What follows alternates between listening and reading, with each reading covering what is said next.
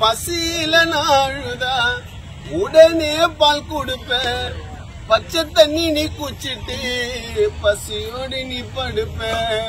பள்ளிக்கூட நானு போக யூனிஃபார்ம தைச்சு குத்த. என் புள்ள கலெக்டருன்னு கண்ணத்துல முத்தம் குத்த. நான் கண்ணு கலங்குனா உன் மனசு தாங்காது.